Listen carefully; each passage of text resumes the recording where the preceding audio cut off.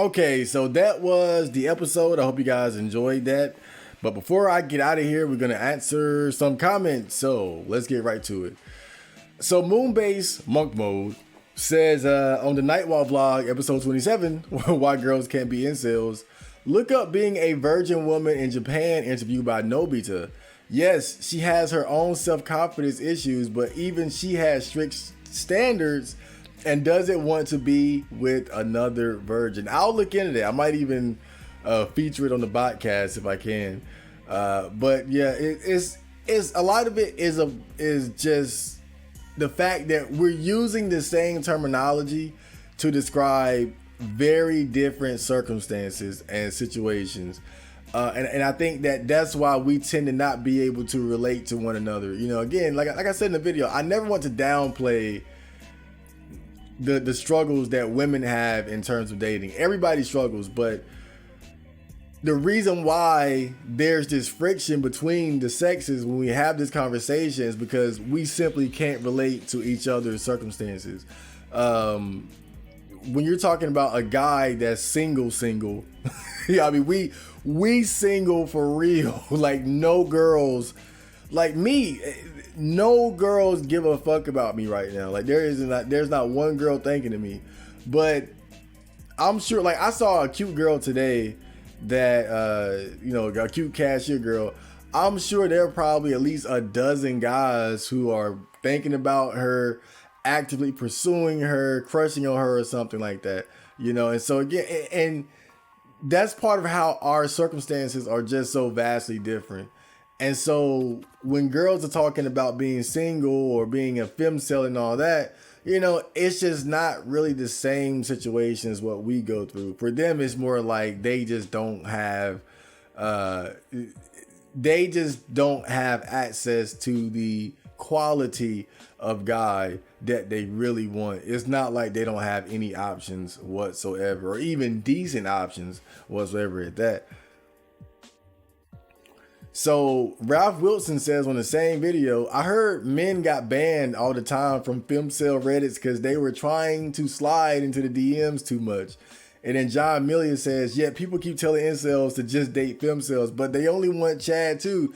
I think a lot of people who say that, I think they're saying that in jest, just date femcels. I think a lot of that, especially on R9K, I think a lot of it is baiting. People make those femcel threads a lot to bait. Now, some people are serious about it. Some people really will die on that hill claiming that femcels exist and all that. But I think a lot of it is really done in just trying to get people triggered. But in any sort of community where girls are claiming to be lonely and whatnot, one thing you always see is that they're not accepting of guys infiltrating their space and actively trying to date them. Like, that's just not something that they're trying to do. And it's kind of confusing to me, because even as someone who understands that women have their own unique issues in terms of dating, I just don't see how you can sit there and complain about stuff like that and then at the same time be actively rejecting anyone who is trying to talk to you, because if I'm me being Mr. Single Guy, let's say I was actually looking for a girlfriend, and then let's say I had some female fans, and they were like DMing me on Discord or in my email trying to get to know me. And again, let's assume now that I'm receptive and I'm desperate or whatever. I'm not going to be turning them down and still complaining. I'll at least be like, okay, well, who's this chick? Let me check her out. So, what a story mark says on the same video. I remember the first Eggy video I watched was the Fembot Myth Parts 1 and 2. Absolute classic, and the archives are still on YouTube. It comes down to men and women having different standards. I've always thought that a woman who can't date a high quality man would basically consider herself forever alone. For example, to her, the feeling of being able to not date a good looking man is the same feeling a man would get for not being able to date at all. Having their own terms would solve most of the problem. Yeah, I think that's most of it. But at the same time though, I think as women age, that tends to kind of change as well. I think that a lot of what women think they deserve in terms of dating is based on their current level of attractiveness. It's kind of like what I talked about a bit when I did the night walk vlog about why I wouldn't date a single mom. And I think one of the things that I listed was the fact that they wouldn't have dated you if they didn't have a kid, because having a kid lowered their value enough to actually consider you as an option. And so as women age and they accumulate baggage and whatnot, and their own quality starts dropping, then they start being more willing to settle and whatnot. But yeah, it's their particular situation is that even though they have a lot of options, they have a particular set of standards in their head that they feel a man must meet in order for them to feel like, you know, he's worth dating. And it's just, that's just what comes with having higher standards anyway. You got to understand, like, I can step outside of myself and look at girls and say, you know what? It probably hurts. It probably makes them sick, the thought of dating a guy that's shorter than them. You know, it's maybe we can't understand exactly how they feel. Like, we can't relate because it's not how we feel. But I can kind of step outside of myself and imagine that, you know, girls see short guys the same way that I might see a fat sloppy bitch. Like, it's that disgusting to them. And the fact that guys who are over 6 feet, being a relatively small percentage of the male population, you know, that's just not going to really factor into their biology in terms of what gives them the ick. I've been using that word too much, but it really does work to describe, you know, how girls feel when they see an undesirable male. But I think as men, we tend to look at female standards and then we do the numbers, you know, we calculate, okay, this percentage of guys, and then, okay, he got to be this tall, he got to be this and that and that. And it whittles down their dating options by so much that it seems unreasonable, but their biology doesn't care. You know, they feel that they're going to feel disgust for the guys that don't meet their standards regardless. It's just like if 99% of women were obese, you know, that's not going to change the fact that obese women greatly turn us off, you know, and I think that that's part of it that you have to look at in terms of how women see shit.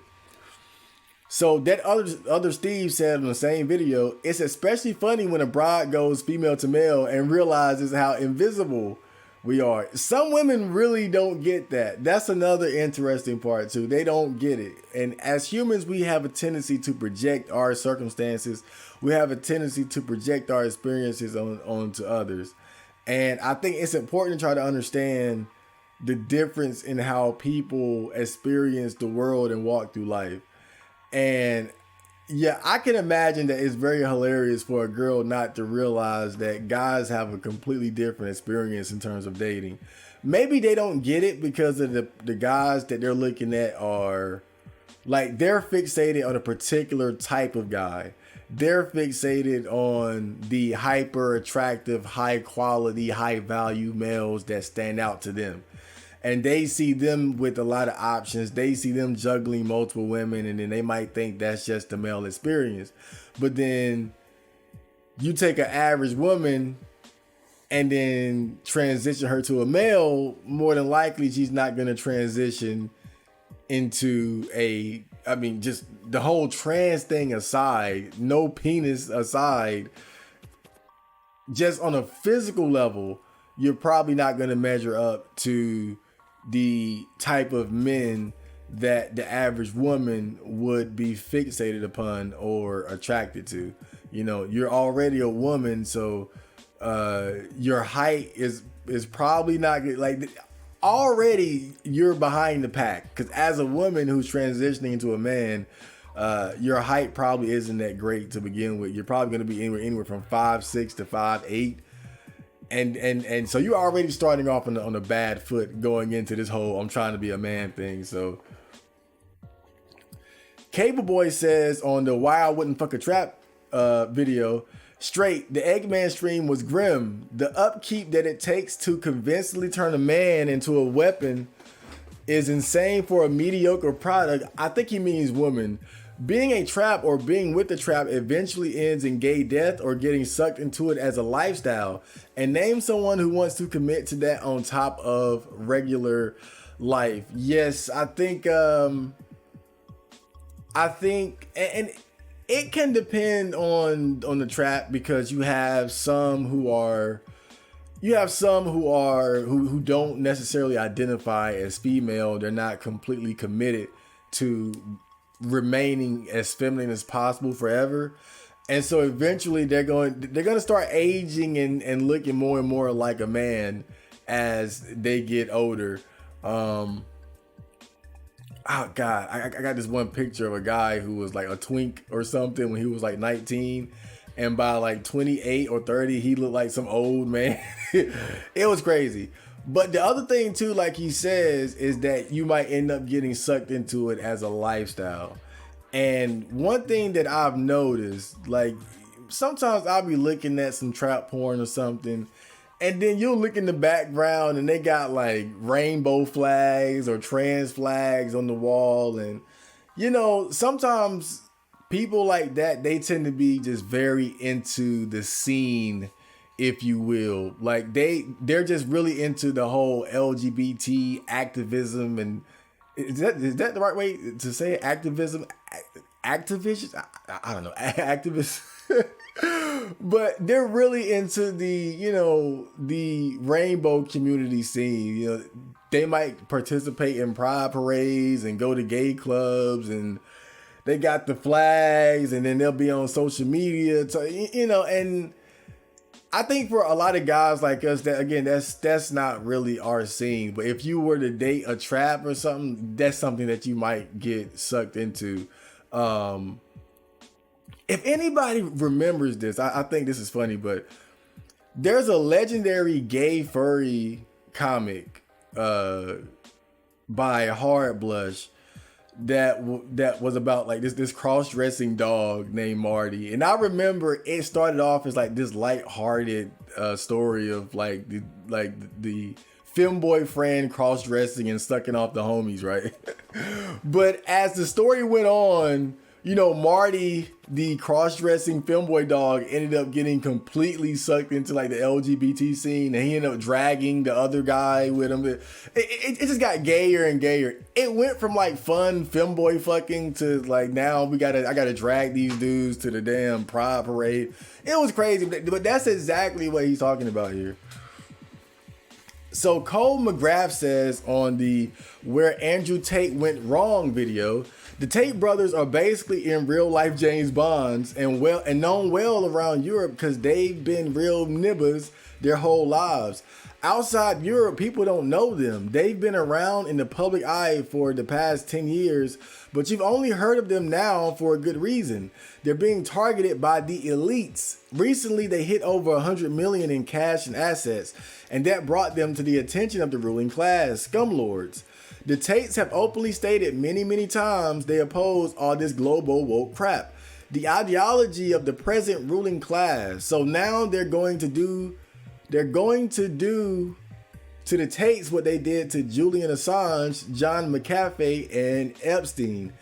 And see, that's interesting because from what you said, apparently they were already doing their thing. It's just that recently they managed to kind of break through and become more visible, in particular in America. And this kind of goes back to what I had suggested in the video or about what some people were suggesting, that they're being specifically targeted for their beliefs and the fact that they've become influential figures on social media And you know, what you do on social media tends to bleed out into the world. And so this is the conspiracy aspect of it. You know, is it that they were really doing something wrong? Or are they being targeted because they become a little bit too influential and powerful for their own good? And still, to this day, I'm not 100% sure, because from what I understand, they're still locked up, which I find suspicious, to be honest. They're still locked up, but I think my point in that video was that undoubtedly, you know, they made some mistakes as far as setting themselves up to get put in this situation in the first place.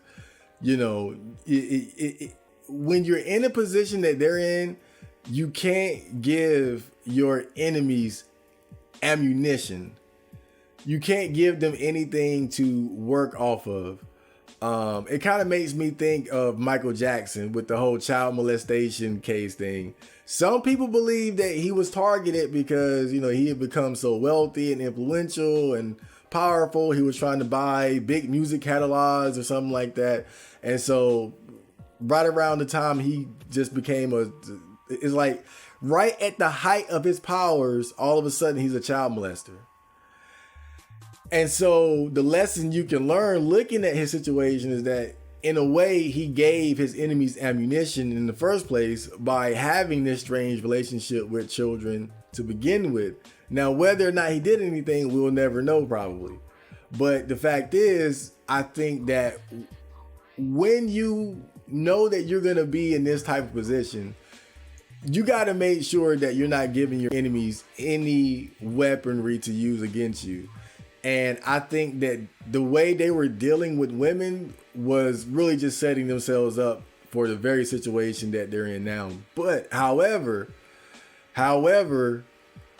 just like this guy says, I think that there is a strong case for the possibility that they've been specifically targeted because they become just a little bit too influential. I remember when I saw this video of Andrew Tate coming outside, there were like a legion of young guys screaming his name, and like it's like he had a small army.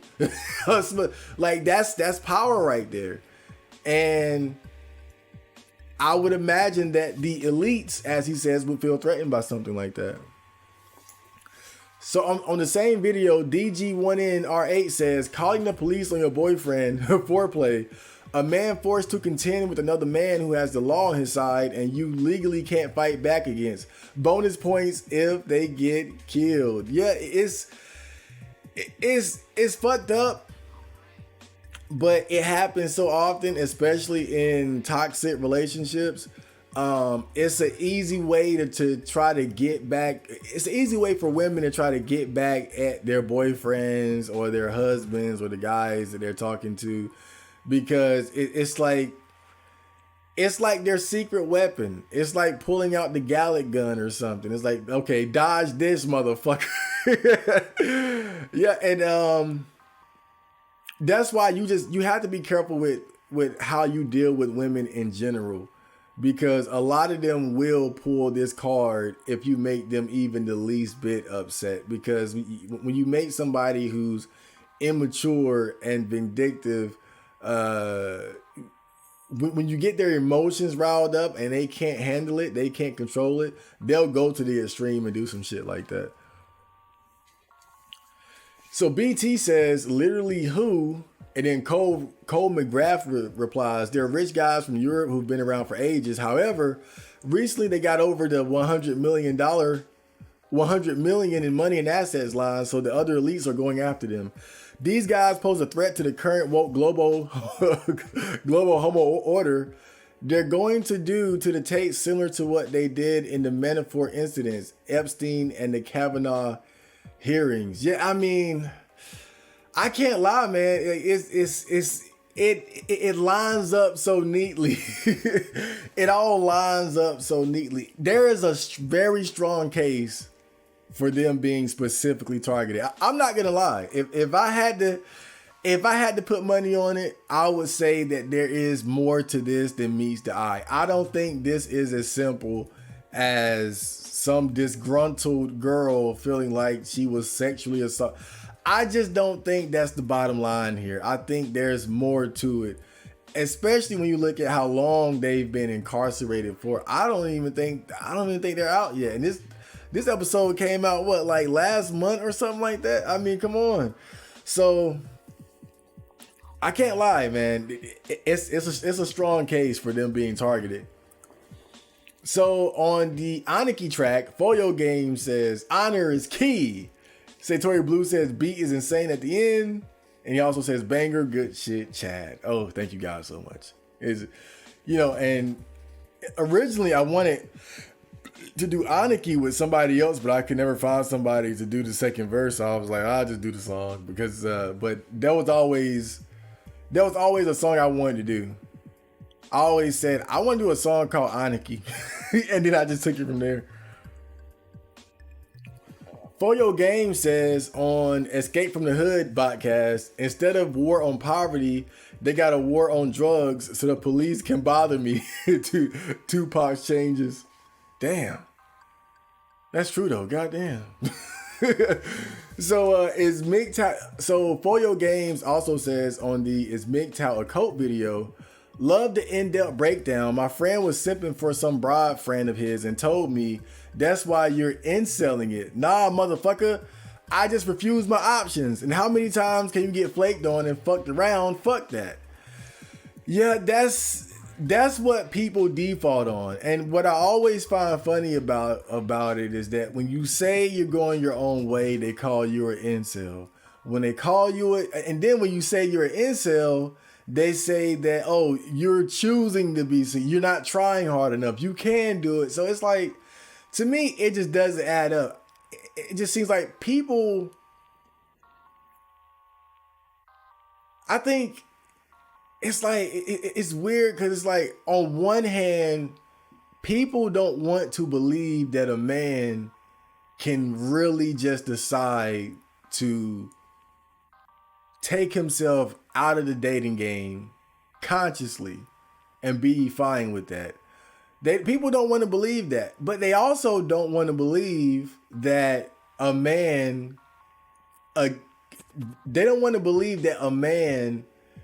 could be excluded from the dating game against his will. The idea that a man just can't date because of his genetics or lack of physical attractiveness. This is another idea that people want to reject. But ultimately, it doesn't really add up because you want to believe that MGTOWs are incels, but then on the other hand, you want to believe that incels are MGTOWs, or at least that they're not doing enough and that they can do it. And so it's like, which one is it? You really just can't win with these people because they just don't want to believe either or, but it can't, like you can't have it both ways though. If I'm an incel, then okay, that's fine. But then don't turn around and act like guys don't have any right to complain or any reason to complain about being excluded from dating. Don't just sit there and say, well, if you put in the effort, but motherfucker, if I can just put in the effort and I choose not to, then that means I went my own way. Oh, God, normies, man. So Rap Shout says on the toxic relationships video, Dennis lore. Oh yeah, only the true fans know about the Dennis lore. So being me 2345, do you check your email? And then he says, I do check my email, but I don't always reply to my emails. It just depends on how I'm feeling. So Anton says on the toxic relationship episode of the Nightwalk vlog, people are wired to think that they are more special than the others, and they would avoid all the shit everyone else is dealing with in terms of relationships. Then find themselves having to deal with those, and the egotistic brain won't allow them to think they were wrong with their assessment of being special ones. I've dealt with the same, but I'll admit I ain't no special. And see, that's one of the reasons why I don't trip over being single. That's one of the reasons why I'm in no rush to start dating, because even though I see all this, like, okay, being honest, I do, based on my own track history, because I have a track history of cutting people off. Like, I cut people off without mercy. I mean, I've gone to people's faces and said, I'm not dealing with you anymore. Over disrespect. Over them being negative. So I know that that's just in my blood. That's just, so if being honest, I think if I were in that situation where a girl was being toxic or negative or problematic, I lean towards the belief that I would cut her off just based off of my personality and my track record and how quick I am to cut people off anyway. But at the same time, everybody has a plan until they get hit in the face. And I think that what's different about girls compared to other situations I've been in, like, it's easy to cut off people when there isn't that irrational attraction aspect of it. But when you're talking about girls or somebody that you're attracted to, that's going to make it even harder for you to cut them off, because I think whether people acknowledge it or not, there's an addictive quality, there's an addictive element to relationships and sex that just isn't present when you're talking about family and friends. You don't have the same kind of intense attraction towards your guy friends as you do some random hot chick on the street. And these forces, again, these are very powerful forces. These are the forces that bring men and women together so that we can reproduce and keep life going on Earth. And so you can't underestimate that. So while I do believe, now again, I lean towards believing I would make the right decision. But you never know until you're actually in that situation. And that's why I would never underestimate that power that women have, the power of romantic attraction and sex. Because I've seen time and time again people who I thought were rational and logical be completely irrational and illogical when it came down to their relationship. You know, you're obviously with somebody that you shouldn't be with. Why won't you just walk away? But they just, it's like they just can't do it, you know. I look at my friend as the prime example. You know, when I started seeing him getting caught up in toxic relationships, it blew my mind, because I always saw him as being a rational, logical guy. And all of a sudden he's in this irrational situation that he refuses to depart from. Not only does he refuse to leave the situation, he digs himself deeper into it while acknowledging that he needs to get out of it. I mean, it's really some scary shit. It's like looking at a drug addict. And that's why I think that, you know, I have so much respect for the power and the forces of love and lust and sex, because I'm not going to sit here and just say, oh, I'm definitely going to make the right decision. Probably easier said than done. Okay, so that was the comments, and that was the Night Walk vlog.